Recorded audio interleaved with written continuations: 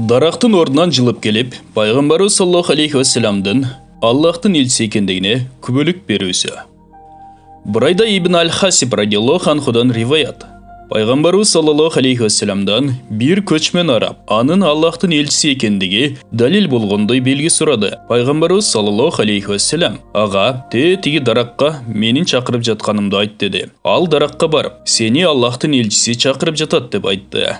Алыста турган дарак ошол замат тамырларын үсүп, жерди чаңытып, пайгамбарыбыз саллаллаху алейхи вассаламдын алдына келип: "О Аллахтын элчиси, сизге Аллахтын саламы болсун" деди. Муну көргөн көчмөн араб: "Ал кайра өсүп турган ордуна барсынчы" деди. Дарак баягы өсүп турган жерине барып туруп калды. Ошондо тиги киши иман келтирип, пайгамбарыбыз саллаллаху алейхи вассаламга: "Мага уруксат берсеңиз, сизге сажда кылар элем" деди. Пайгамбарыбыз саллаллаху алейхи вассалам: "Эгерде бирөөнүн бирөөгө сажда кылышына өкүм бергенимде, аялды күйөөсүнө сажда кылуусуна өкүм берер элем" деди.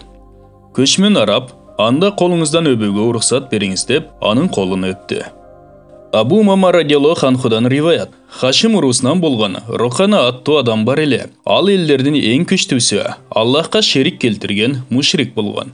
Койлорун Мадинадагы Идом өрөөнүнө жайган. Күндөрдүн биринде пайгамбарыбыз саллаллаху алейхи вассалам ошол өрөөндү көздөй бет алып жөнөдү. Аны көргөн Рокана: "Эй Мухаммад, сенсиңби биздин кудайларды тилдеп, сөгүш берип, элдерди өзүңдүн жалгыз Раббиңе чакырган? Сен экөөбүздүн ортобузда бир аз ырайым болбогонунда сага сүйлөбөстөн өлтүрмөкмүн. Экөөбүз күрөшөлү. Өзүңдүн кудайыңа бүгүн дуа кыл, сени менден куткарып калсын" деди. Аны мынтип сөзгө батынып сүйлөгөнүнүн себеби ал күчтүү, сүрдүү болгондуктан өмүрүндө эч кимден утулган эмес. Элдер анын өрөөнүнөн өткөндөн коркор эле. Бирок Рохана пайгамбарыбыз саллаллаху алейхи вассаламда 40 арстандын күчү бар экенин билгенде мындай сөздөрдөн качмак.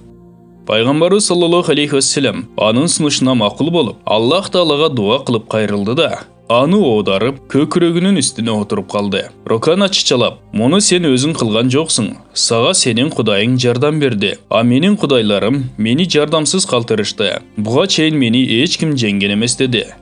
Жыгылган күрөшкө тойбойт болуп, Рохана дагы күрөшчүнү сунуш кылды. Мунусунда да жеңсе, анда 10 коюн тандап алып кете бер деди. Бул окуя 3 ирет кайталанды. Рохана жеңилгенин моюнга алгысы келбей, дагы күрөшүүгө сунуштап, 30 коюн берүүгө убада кылды. Пайгамбарыбыз саллаллаху алейхи вассалам: "Мага ал нерсен кереги жок. Бирок мен сени исламга чакырамын. Эй Рохана, сен үчүн тозок отуна түшүү жакшыбы? Исламды кабыл алсаң, ал оттон аман каласың" деп акыйкат динге чакырып жатты. Рохана: "Жок, мага бир керемет же белги көрсөткүнүң" деди. Пайгамбарыбыз саллаллаху алейхи вассалам: "Аллах сага күбө болсун. Эгер мен эгемден дуа кылып сурай турган болсом, ал сага өз белгилерин көрсөтөт. Бирок сен көргөндөн кийин бул динди кабыл алышың керек" деди. Рохана макул болду. Жакын жердеги бир мөмөлүү даракка пайгамбарыбыз саллаллаху алейхи вассалам ишара кылып: "Аллахтын өкүмү менен бери келгиниң" деди. Баягы дарак экиге бөлүнүп жарымы бутак тамырлары менен жылып келип, пайгамбарыбыз саллаллаху алейхи вассалам менен Рокананын алдына келип токтоду.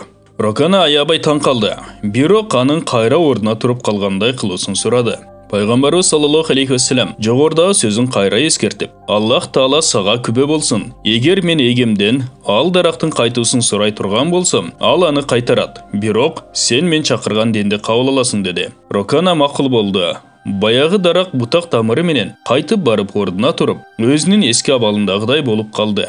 Пайгамбарыбыз саллаллаху алейхи вассалам: "Тозок отунан аман калгың келсе, динимди кабыл кылгының" деди. Рокана: "Мен абдан чоң белги көрдүм. Бирок диниңди кабыл алсам, эртең Мадинанын элдери сенден корккондугунан динди кабыл алды деп сөз кылышат. Алар менин эч кимден утулбасымды жана коркпоорумду билишет. Андан көрө менин койлорумду тандап алып кет" деп сунуштайт. Пайгамбарыбыз саллаллаху алейхи вассалам ал динди кабыл албагандан кийин койлорунун бири да кереги жок экендигин айтып жөнөп кетти. Ошол маалда Абу Бакр жана Умар радиаллаху анху пайгамбарыбыз саллаллаху алейхи вассаламды издеп чыгышкан эле. Рокана пайгамбарыбыз саллаллаху алейхи вассаламга зыян келтирип койбосун деп шашла Идом өрөөнүнө жөнөштү. Бир маалда пайгамбарыбыз саллаллаху алейхи вассаламдын келе жаткандыгын көрүштү. "О Аллахтын элчиси, бул Роканага тиешелүү жер экендигин билип туруп, өзүңүз жалгыз кантип чыгып кеттиңиз?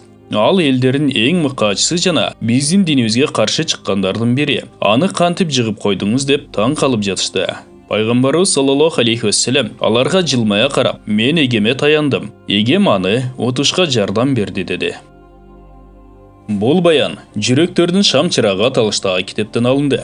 Урматтуу мұсылман бір туғандар, біздің Ихра медиа каналыбызға катталыңыздар.